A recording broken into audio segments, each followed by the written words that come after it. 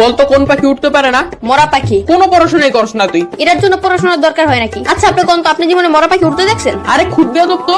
এই তোর নাম কি? কত গুরানকে মরা পাখি উঠতে পারে? এই তুই থাকুস কই? আমার বাসায় থাকি। বদমাইশ, তোর বাসা কই এটা জিজ্ঞাসি। না আপনি জিজ্ঞেসেন আমি কই থাকি। আজব তো, এবার কত তোর বাসা কই? আরে আমি যেখানে থাকি ওই জায়গায় আমার বাসা। তোর কিন্তু আমি মাইর দিমু। পড়া তো পারস না, আবার তেরামি করস। কেন কোন পড়া পারি নাই আমি? ওইদিন তোর একটা অঙ্ক জিজ্ঞাসিলাম, পারস নাই। কোন অঙ্ক পারি নাই? ধরেন এখন ধর তোর কাছে 20 টাকা আছে, তুই 10 টাকা তোর বন্ধুরে দিলি, তোর কাছে কয় টাকা থাকে? আপনি অঙ্ক বাদ দেন, আমি কে তুই বললো যে 10 টাকা দিয়া দিমু? এই যে কোথায় কোথায় বেয়াদবি করস। এত সহজ অঙ্ক ধরলাম তাও পারস না। কি পড়স তুই? শার্ট পরি, প্যান্ট পরি, গেঞ্জি পরি, জুতা পরি। ওই সার করতে হইব না, মাথায় জ্ঞান বুদ্ধি বলতে কিছু নাই তোর। আপনার চেয়ে বেশি আছে। আবার তেরামি করস। কেন আমি কি? আপনি আমার বুদ্ধি পরীক্ষা করে দেখেন। তাইলে কর, সমুদ্রের মাঝখানে একটা লেবু গাছ থাকলে তুই লেবু কেমনে আনবি? বাজার থেকে কিনে আনবো। আর আমি বুঝাইতে চাইতেছি যে ওই গাছ থেকে লেবু কেমনে আনবি? ডানা দিয়ে উইরা উইরা। তোর তো ডানাই নাই, ডানা কি তোর বাপে লাগাইবো? সমুদ্রের মাঝখানে লেবু গাছকে তোর বাপে লাগাইবো?